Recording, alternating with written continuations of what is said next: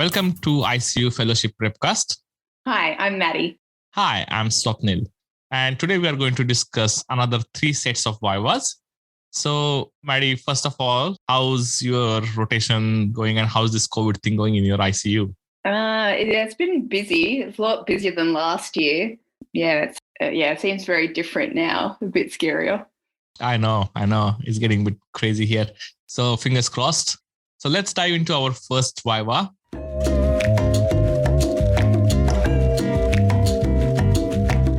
So, previously, 55-year-old female with World Federation Neurosurgical score of 1 and Fisher grade 3 subarachnoid hemorrhage from ACOM aneurysm presented to emergency department, and she was admitted from ED yesterday. She's been quite stable in ICU with a GCS of 15 and a blood pressure of 120 over 80 millimeters of mercury without any focal neurological deficit since her admission. She has just returned from an endovascular procedure to secure the aneurysm with GCS 14, which is E4, V4, M6. She's slightly confused with a heart rate of 59 and blood pressure of 140 over 80 millimeters of mercury. So, first of all, how would you assess this patient? So I'm concerned that this patient might have had a deterioration in neurology, which might be secondary to complications from the subarachnoid itself, such as a rebleed, complications from the interventions, such as bleeding, thromboembolism, or anaesthetic complications, or secondary to another medical cause, such as a metabolic disturbance. Assessment would involve a focused history, examination, and further investigations. So in terms of the historical assessment, important features would be the grade, which we've discussed previously, her previous CT and her previous blood pressure control. Her other past medical history and allergies would be important, including reactions to other anaesthetics, her drug history and regular medications, and whether she was on any anticoagulants. And then details about the intervention and the anaesthetic, such as whether there was any complications, her GCS immediately after, whether they had any issues with her stability intraoperatively, whether they needed to give any other medications, mannitol or other medications. In terms of her examination, we know that her vitals are currently stable. I'd also like to know what her temperature and saturations are, and then do a full neurological assessment to look for any other sort of maybe minor focal neurology, and also examine the vascular access site, given that she's just returned from this intervention. Investigations would initially be bedside investigations, especially a blood sugar and ECG and ABG. Depending on the initial findings of the assessment, she might need further blood tests, such as looking at formal electrolyte, her coags, and group and hold if there are concerns about potential rebleeding. And if there's ongoing concerns about her neurology, she'd need a CT brain plus minus potentially a CTA to evaluate for local complications of the subarach. That's great. And what will be your initial management? So the initial management, as with most patients, first revolves around ensuring adequate stability, which in this case it sounds like she is stabilised from an ABC perspective.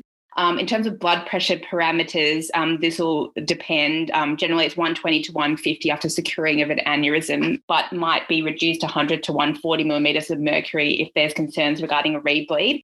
And she should already have adequate IV access and monitoring, given she's been in the ICU since yesterday. We'd then go on to evaluate the cause, as I've described previously in the assessment, and want to specifically, especially exclude a cerebral complication. If there are ongoing significant concerns, it's important to notify the relevant teams, such as the interventional radiology team and neurosurgical team. And specific management would depend on the findings of the assessment and treatment of the specific cause. Supportive management in these patients would include maintenance of neuroprotective measures, nimodipine, given that it's aneurysmal subarach, keeping nil by mouth for now in case she needs further interventions. Yeah, that's correct. And what are some of the potential complications from aneurysmal subarachnoid hemorrhage? So these can be divided into systems and interventions and complications from an ICU stay. So from a system point of view, neurological complications include delayed cerebral ischemia or vasospasm, rebleeding, hydrocephalus, especially if there was a lot of intraventricular blood to begin with, parenchymal hematoma, intracranial hypertension and seizures. Cardiovascular complications include Takotsubo's cardiomyopathy, arrhythmias, and both hypo or hypertension. Respiratory complications and neurogenic pulmonary edema. Metabolic complications are common and include electrolyte imbalance, which may be either hypo or hypernatremia, fever, hypo or hyperglycemia, and liver dysfunction. They can also get an acute kidney injury. In terms of complications from the intervention, there are the complications from vascular access if it was an interventional neuroradiology procedure, such as formation of a thrombus or a pseudoaneurysm. There are also complications from the surgery if there was an EVD placed or if she required a craniotomy, and these include ventriculitis. And then there are the complications from an ICU stay, which are common in all ICU patients and include things like infection, complications from prolonged intubation and ventilation if there was a low GCS, delirium, critical illness, polyneuropathy, thromboembolic disease such as DVT or PE, and stress ulcers. That's correct. And you mentioned about nimodipine in your supportive management. So what's the specific role of nimodipine in the management of aneurysmal subarachnoid hemorrhage? So the role of nimodipine is mainly in prevention of morbidity associated with aneurysmal subarachnoid hemorrhage, especially secondary to delayed cerebral ischemia. So cerebral vasospasm can occur in up to 40% of subarachnoid patients, and it has significant morbidity and mortality, but it's very difficult to detect both clinically and radiologically and can cause damage once it's done. So the aim is to try to prevent this from occurring. Nimodipine is a dihydropyridine calcium channel blocker, which is thought to preferentially dilate the cerebral vessels compared to peripheral vessels. And it may prevent neuronal damage by preventing the influx of calcium, although the exact mechanism of benefit in subarachnoid hemorrhage is unknown. It can be given orally, intravenously, or intra-arterially at angio, but the usual route and the one that's mainly been studied is orally, and the usual dose is 60 milligrams fourth hourly for 21 days. It has advantages in that it's easy to administer. There's multiple routes available. It's cheap and reasonably safe. Disadvantages include hypotension, which some patients might require then like high doses of vasopressors to counteract, and then that subjects them to the adverse effects of the vasopressors and of intra-arterial monitoring and central venous access. It can also cause nausea and flushing.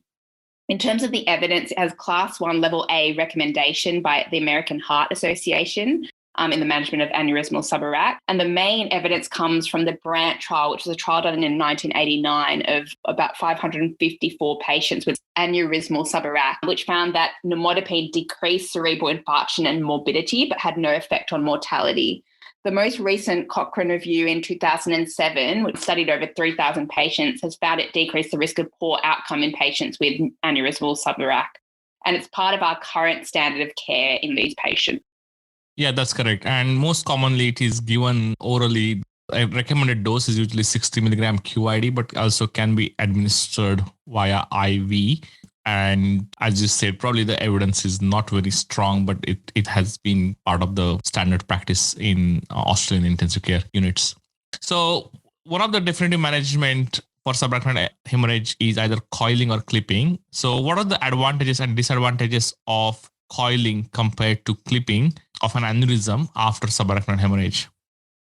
So the advantages and disadvantages can be described in terms of the technical advantages and the patient-related ones. So in terms of the technical ones, the coiling is minimally invasive and doesn't require a craniotomy or the extra staff that involves. It has decreased cost, and it has a greater ability to access and treat posterior fossa aneurysms. In terms of the patient-related advantages, there's improved independent survival at 1 year, and there's less risk of cognitive decline or epilepsy. In terms of the disadvantages, the technical disadvantages include that it requires a skilled operator and interventional neuroradiology facilities, which aren't available everywhere. There's an inability to deal with any major complications, so it does require neurosurgical support or standby. And fewer aneurysms are completely obliterated, as well as smaller aneurysms that are less than 3 millimeters can be impossible to coil endovascularly. Patient-related disadvantages include a greater risk of rebleeding and that it requires an antiplatelet or anticoagulation treatment afterwards. Yeah, that's correct. Thanks, Maddie. So that's the end of our first Viva. Let's move on to our second Viva for today.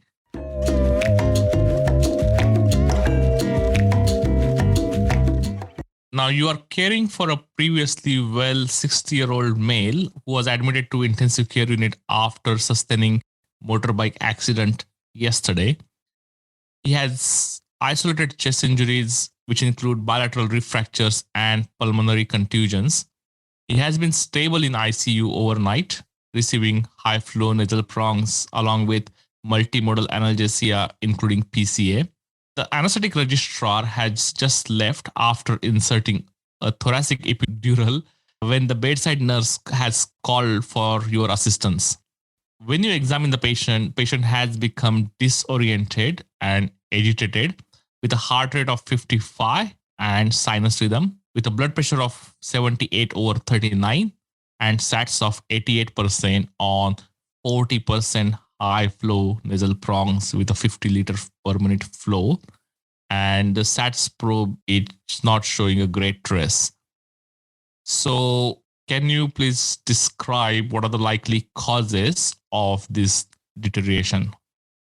So my primary concern in this case is local anesthetic toxicity, but other likely causes include complications from the thoracic epidural and complications unrelated to the insertion. So complications from the thoracic epidural could include a pneumothorax with hypoxia, respiratory depression, but it's less likely this early, or a thoracic hematoma, which is also less likely.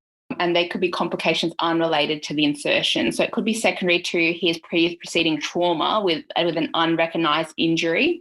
It could be respiratory complications such as a pulmonary embolism, aspiration, worsening hypoxic respiratory failure secondary to this thoracic trauma, or pulmonary hemorrhage. Or it could be new cardiovascular complications such as a myocardial infarction at year 60 or a left ventricular failure secondary to potentially a cardiac contusion in the setting of this trauma. So you mentioned that your primary diagnosis, or one of the differential diagnoses, is local anesthetic toxicity. So what are the factors that increase the risk of local anesthetic toxicity? So there are drug-related factors, block factors, and patient factors.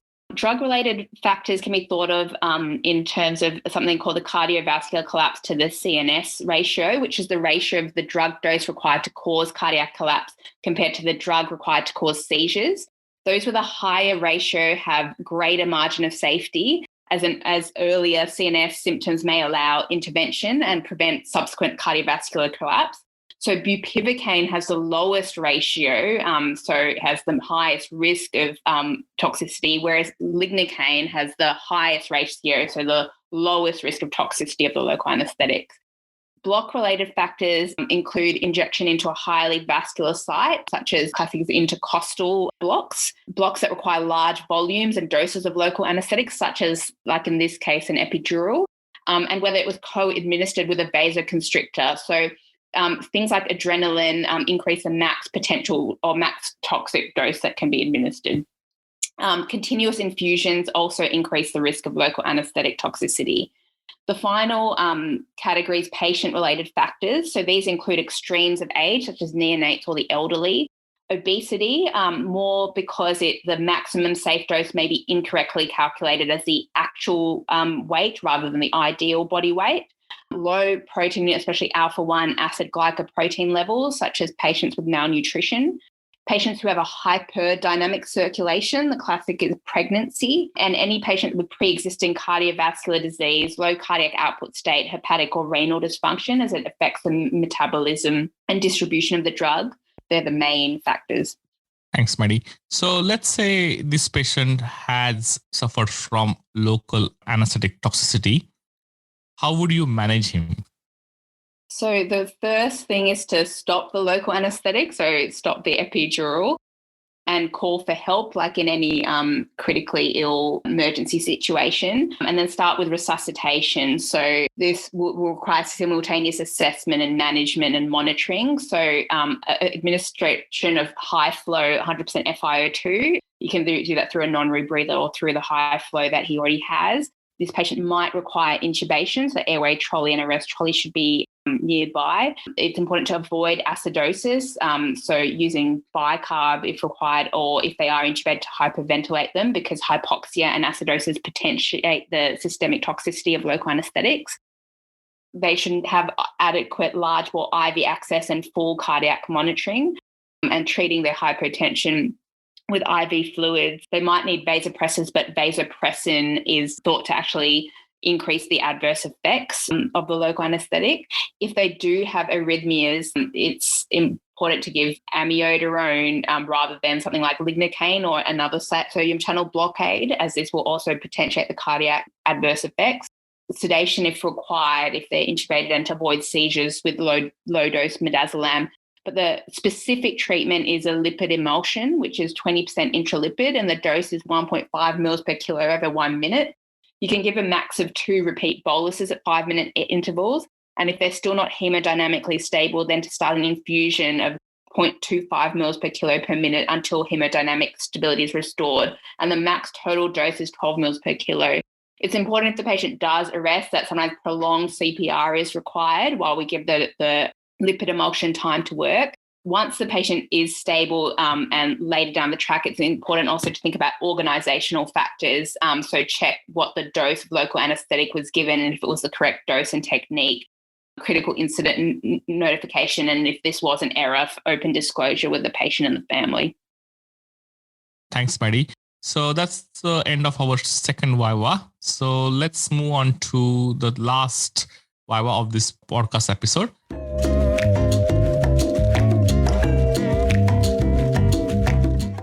So you are looking after a previously well 33-year-old male who is admitted after post-hanging attempt. He's roughly around 182 centimeter tall and he weighs around 90 kilos.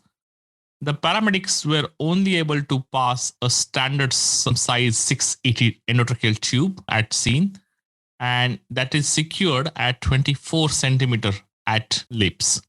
And it has been shortened to a total length of 27 centimeter as per pre-hospital transport policy.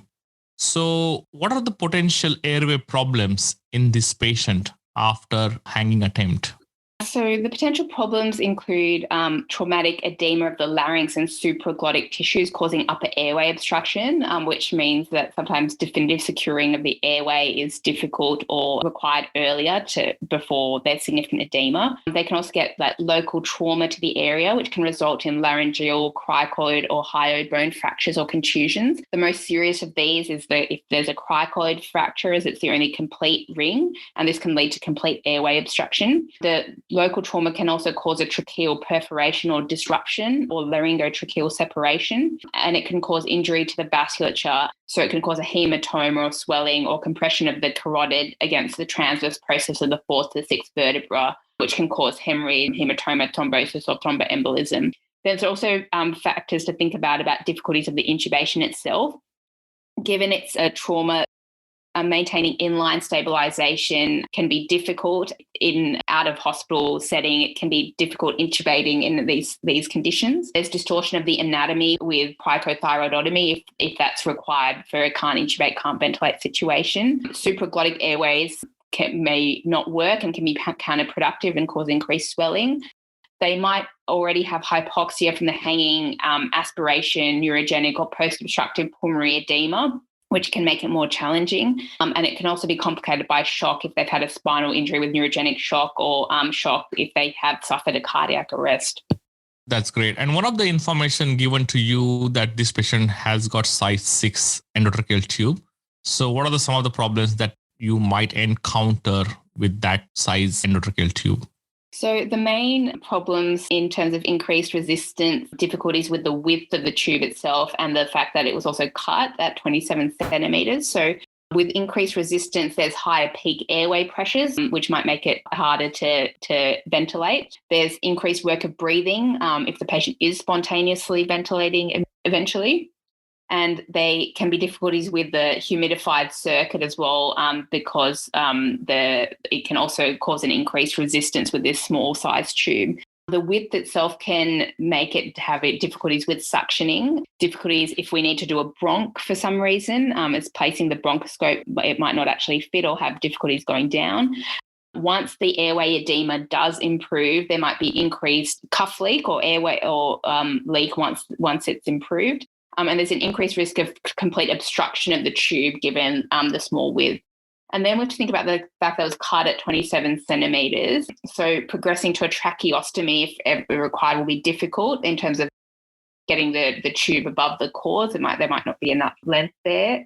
They also might dislodge, or when the airway edema improves, it can have issues actually ventilating this patient. Yeah, that's right. So size 6 endotracheal tube is basically a nightmare for most of us. And I guess from here, the VIVA can go basically anywhere, because the next potential questions could be, if this endotracheal tube comes out, or if you lose end-tidal CO2 trace in this patient, how will you approach that scenario? Also, when you mention about the bronchoscope, usually you have to almost keep pediatric bronchoscope ready for these patients, because obviously, as you mentioned, the normal adult bronchoscope may not be able to fit in these endotracheal tubes. So there are a lot of considerations that you need to think about when you receive patients like this, especially with the hanging attempt and with the potential airway injury, which can be another complicating factor. So there are a lot to think about this patient, and VIVA can flow on from here in potentially how to manage a difficult airway in ICU. I think this was a procedural VIVA, so I think it would have gone on to management of a difficult airway, and if you lost this airway. That's right. So again, have a kind of set template ready for how you approach difficult airway in your units, and then what will be your, in terms of your preparation, patient factors, team factor, medications, and then walking through your plan ABC. So I think that's what examiner are looking for in this particular VIVA from the STEM. So Maddie, thank you very much for that comprehensive 3 VIVAs. I thought with the COVID pandemic raging in New South Wales, you will not have any time to think about your dad jokes. Is that correct? No, I think it's the most important time to think about it then. Okay, what's your joke for the day? Okay. So on the local anaesthetic tip theme, why did Lignocain's girlfriends always break up with him? Oh my goodness. I thought we recorded primary prepcast and we did Lignocaine, but you never asked me this question before, so I don't know. But Lignocaine and his girlfriend and then break up. Because... No, I can't think of Maddie. Seriously, this is a difficult one. Because he made them feel nothing. Get it? Because he's local anaesthetic. Oh my gosh, this is seriously, the quality of jokes is getting better, and I think my quality of thinking is getting worse. So I think you are getting all wins. Thanks, Maddie. So thanks for your time, and thanks everyone for listening. So keep subscribing to this podcast on any of your favorite platform. And if you want to access Maddie's lovely write-ups, please visit the website www.critcareedu.com.au. Thanks again. Thanks for listening. See you next time.